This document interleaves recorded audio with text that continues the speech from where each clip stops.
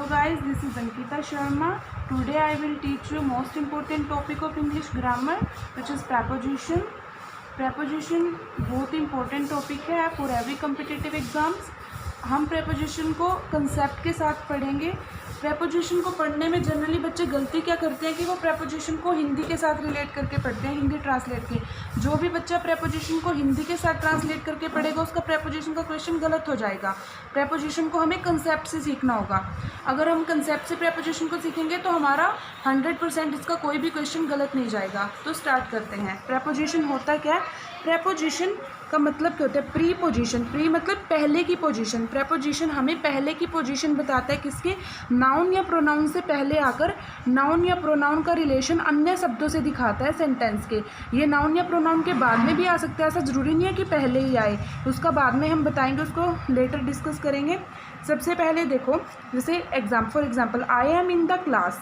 अब क्या कहा इसने? आई क्या है? प्रोनाउन. क्लास क्या है? नाउन. तो नाउन और प्रोनाउन के बीच में रिलेशन किसने बताया? इनने. इन क्या है? प्रेपोजिशन. यानी कि I am in the class, मैं क्लास में हूँ, ये किसने बताया? इनने क्या बता दिया?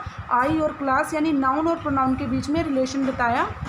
जो भी वर्ड्स नाउन और प्रोनाउन के बीच में रिलेशन बताते हैं उनको प्रेपोजिशन बोलते हैं. ऐसे हमारे इंग्लिश ग्रामर में बहुत सारे कंफ्यूजिंग पेयर ऑफ प्रेपोजिशन है. फॉर एग्जांपल हम सबसे पहले डिस्कस करते हैं ऑन एंड अपॉन को. ऑन, अपॉन और इनको. ऑन क्या होता है? ऑन प्रेपोजिशन होती है ऑन किसी भी चीज़ के सरफेस पर रखी हुई चीज़ों के लिए हम ऑन का यूज़ करते हैं, यानी कि जो चीज़ें कॉन्टैक्ट दिखाने के लिए होती हैं.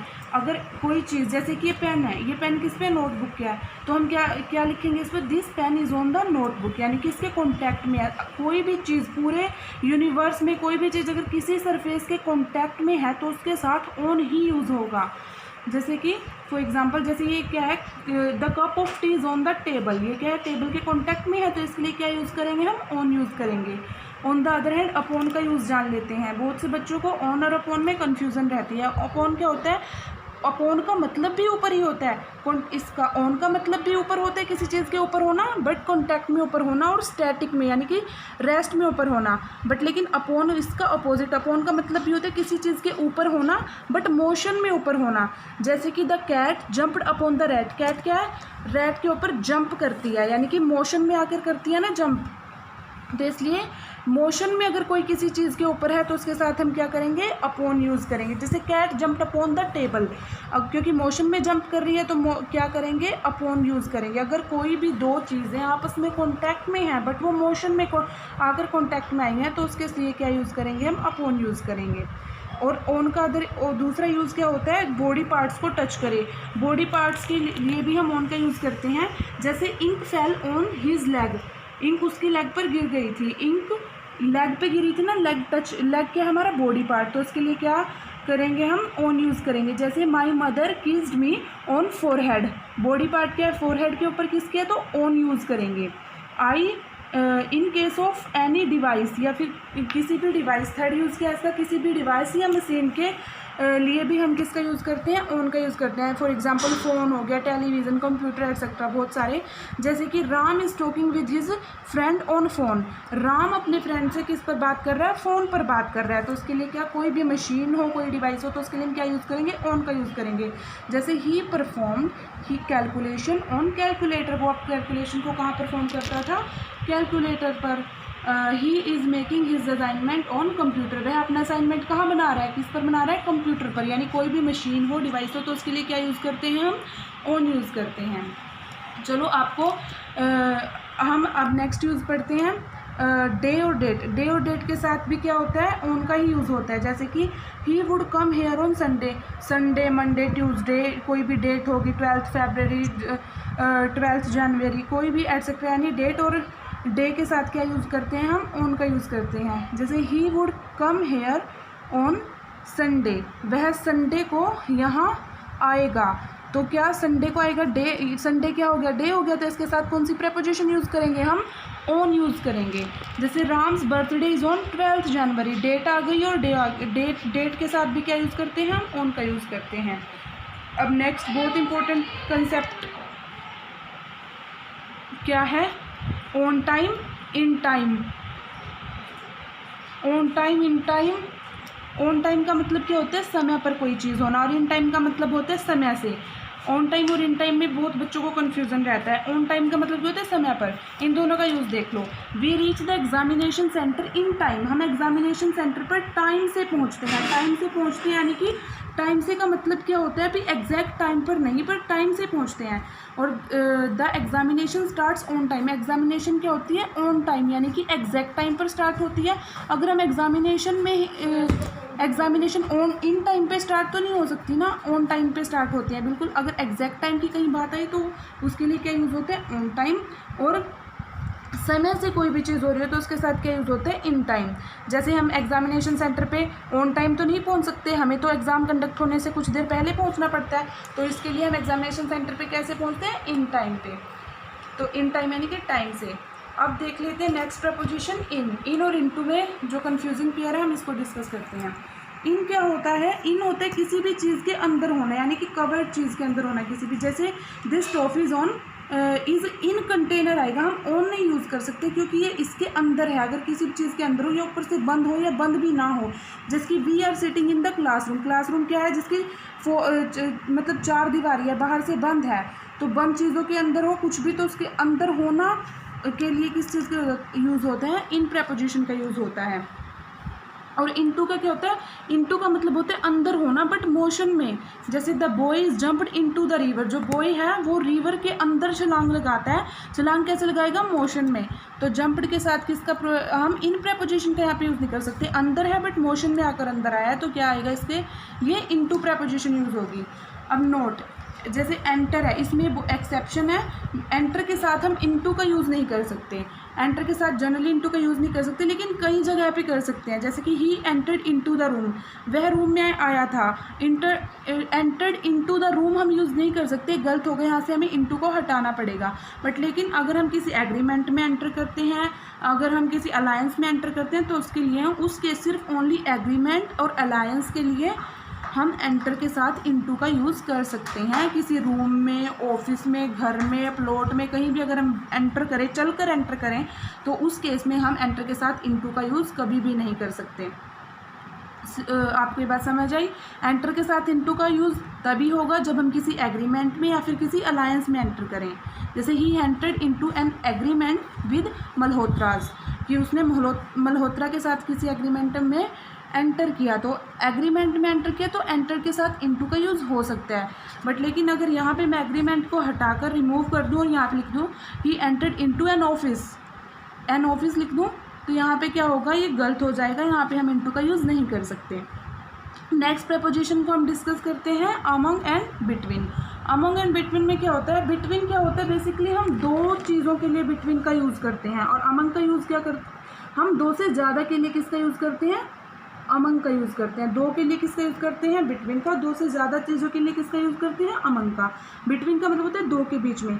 The match will be played between India and Australia, लेकिन हम यहाँ पे अमंग नहीं लिख सकते क्योंकि दो है ना, इंडिया एंड ऑस्ट्रेलिया, 2 कंट्रीज़ की बात की है, तो इसके लिए हमने क्या यूज़ किया, बिटवीन यूज़ किया। और बिटवीन का यूज़ दो से ज़्यादा के लिए भी हो सकता है अगर उनके बीच में कोई म्यूचुअल रिलेशनशिप हो। For example there is an alliance हो, कोई एग्रीमेंट हो, इन केस हम बिटवीन का 3 के साथ भी यूज़ कर सकते हैं। Between their is an alliance between 3 European nation. Okay, between के बाद ऑलवेज ऑब्जेक्टिव केस यूज़ होता है। ऑब्जेक्टिव केस का मतलब पता होगा, जैसे हम ही का ऑब्जेक्टिव केस क्या होता है, हिम होता है। शी का ऑब्जेक्टिव केस क्या होता है, हर होता। ही का ऑब्जेक्टिव केस हिम होता है, आई का ऑब्जेक्टिव केस मे होता है, और दे का ऑब्जेक्टिव केस देम होता है। तो हम बिटवीन के बाद ऑलवेज ऑब्जेक्टिव केस का ही यूज़ करते हैं, हम उसके साथ ऑब्जेक्टिव केस यूज़ कर सकते हैं। There is no enmity between him and me, की बिटवीन आ गया, बिटवीन के बाद इन्होंने क्या लिखा, हिम एंड मी, हम इसके साथ ही एंड आई नहीं लिख सकते। ही का क्या होता है, ऑब्जेक्टिव केस हिम होता है, और आई का ऑब्जेक्टिव केस मी होता है। तो इसलिए हम बिटवीन के साथ क्या, बिटवीन के बाद किसका यूज़ करेंगे, ऑलवेज। इस एक्सेप्शन को बहुत ध्यान से समझ लेना, इस पॉइंट को, कि बिटवीन के बाद ऑलवेज किसका यूज़ होगा, ऑब्जेक्टिव केस का यूज़ होगा। बिटवीन के साथ हम कभी भी सब्जेक्टिव केस नहीं लगा सकते, ही एंड आई डायरेक्ट नहीं लगा सकते, हम इसके साथ ऑब्जेक्टिव केस ही यूज़ करेंगे।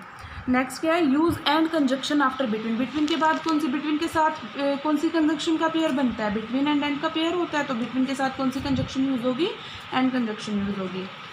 और बिटवीन के बाद एक और पॉइंट ध्यान से सुन लो, बिटवीन के बाद noun and pronoun always plural between after between. जो बिटवीन के बाद का नाउन या प्रोनाउन होगा वो क्या होगा, प्लूरल होगा। बिटवीन द कंट्रीज, हम बिटवीन द कंट्री नहीं कर सकते क्योंकि बिटवीन का यूज ही क्या होता है, दो चीज़ों के लिए होता है, दो से ज़्यादा के लिए भी हो सकता है, बट लेकिन दो चीज़ों के लिए होता है। तो दो चीज़ें क्या होगी, एक चीज़ क्या होती है एक वचन और दो क्या होती है प्लूरल होती है।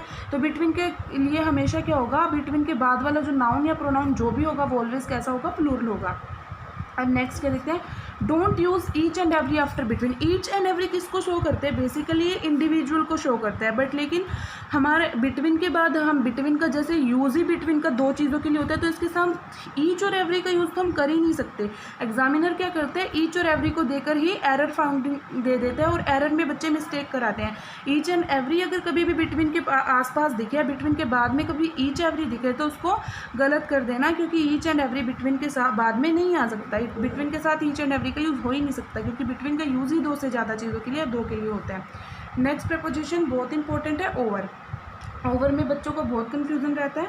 ओवर क्या है, ऊपर है, किसी भी चीज़ के ऊपर होना बट स्पर्श में नहीं, किसी भी चीज़ के ऊपर होना लेकिन कॉन्टैक्ट में नहीं। जैसे कि ये डॉट है किसके, इस बॉक्स के ऊपर है बट इसके कॉन्टैक्ट में नहीं है। जैसे we need a roof over our head, हमें अपने सर के ऊपर क्या चाहिए, रूफ चाहिए, एक छत चाहिए, लेकिन सर के ऊपर टच में तो नहीं चाहिए ना। तो किसी भी चीज़ के ऊपर होना बट कॉन्टैक्ट में नहीं होना, उसको उसके लिए हम क्या यूज़ करते हैं, ओवर। और ओवर का एक बहुत इंपॉर्टेंट यूज़ जान लो। ओवर का यूज़ क्या होता है, कोई भी चीज़ कवर करे किसी चीज़ को। जैसे कि जो ब्लैंकेट है वो किसको कवर कर रही है, बेडशीट है, वो बेडशीट किसको कवर करती है, बेड को तो कवर करती है ना, चाहे वो उसके टच में हो या ना हो। कवर करने वाली कोई भी चीज़ हो तो उसके लिए, जैसे बेड है, ये बेड है फॉर एग्जांपल, इसके ऊपर बेडशीट है, बेडशीट क्या करती है, बेड को कवर करती है। तो इसके लिए क्या करेंगे, the bedsheet is over, bedsheet over the bed. Over use करेंगे अगर कवर करने वाली चीज़ है। ऐसे ही कवर करे, जैसे put a blanket over the baby, baby के ऊपर क्या करो, ब्लैंकेट पुट करो, यानी कि चाहे वो ब्लैंकेट उसे कवर करे या ना करे, किसी भी चीज़ को ऊपर हो, चाहे उसे टच करे या ना करे, स्पर्श में हो या ना हो, ओवर हो, यानी किसी भी चीज़ को अगर कोई कवर करे तो उसके लिए भी क्या यूज़ करते हैं हम, चाहे वो उसके टच में हो या ना हो तो उसके लिए भी ओवर का यूज़ करते हैं। नेक्स्ट प्रपोजिशन है हमारी एट एंड इन। एट और इन का यूज़ किसके लिए होता है, एट का यूज़ होता है हमारा एग्जैक्ट टाइम दिखाने के लिए। जैसे at 7 o'clock I reach Delhi at 7 o'clock, बिल्कुल एग्जैक्ट टाइम के लिए हम एट का यूज़ करते हैं। At dawn, at dusk, at noon, at sunset, at night, at midnight, इनके लिए भी हम एट का ही यूज़ करते हैं। और इन का यूज़ किसके लिए करते हैं, ईयर को दिखाने के लिए। जैसे इन जनवरी, इन 2005, इन जनवरी इन 2005, इसके लिए क्या यूज़ करेंगे, हम इनका यूज़ करेंगे। कोई भी ईयर हमें दिखाना हो तो उसके लिए हम इनका यूज़ करते हैं। और एट का एक यूज़ होता है स्मॉल प्लेसेस के लिए, जैसे कि, और बिग प्लेसेस के लिए इनका यूज़ होता है। For example I lived at Mukherjee Nagar, Mukherjee Nagar क्या हो गया, स्मॉल प्लेस हो गया। इन दिल्ली, दिल्ली क्या है, बड़ा प्लेस। तो स्मॉल प्लेसेस के लिए हम एट का यूज़ करते हैं और बिग प्लेसेस के लिए इनका यूज़ करते हैं। Use in with morning evening, but morning evening के साथ डे डेट हो तो उनके साथ ऑन का यूज़ होता है। और जो इन है, इनका यूज़ किसके लिए होता है, मॉर्निंग इवनिंग के लिए होता है। बट लेकिन अगर मॉर्निंग इवनिंग के साथ भी डे या डेट, और डे डेट का हम पहले पढ़ के आ चुके हैं कि डे डेट में क्या होता है, हमेशा डे डेट के साथ ऑन यूज़ होता है। लेकिन अगर डे डेट हो और मॉर्निंग हो तो डे डेट पहले यूज़ होना, तो उसके साथ हम ऑन यूज़ करेंगे, इन यूज़ नहीं कर सकते। जैसे ऑन संडे मॉर्निंग, डे आ गया ना तो उसके बाद मॉर्निंग है तो उससे कोई फ़र्क नहीं पड़ेगा। डे डेट के साथ ऑलवेज ही हम ऑन प्रपोजिशन का यूज़ करेंगे। और अब एक इम्पोर्टेंट नोट कर लो, today, tomorrow, yesterday, the following day, the next day, the yesterday evening, yesterday afternoon, last night, this morning, this afternoon, tonight, tomorrow morning, tomorrow evening के पहले preposition का यूज़ नहीं होता। जैसे he will go there on tomorrow, tomorrow के साथ हम यहाँ पे on preposition गलत होगी, इसको हटा दें, इनके साथ कोई भी preposition का यूज़ नहीं होता। अगर आपको ये वीडियो अच्छी लगी हो तो इसे लाइक और शेयर ज़रूर करें। अगर आपको वीडियो अच्छी लगी तो हम आगे भी प्रपोजिशन की एक वीडियो और लेकर आएंगे जिसमें हमारा प्रपोजिशन का कंप्लीट टॉपिक कवर हो जाएगा। Thank you.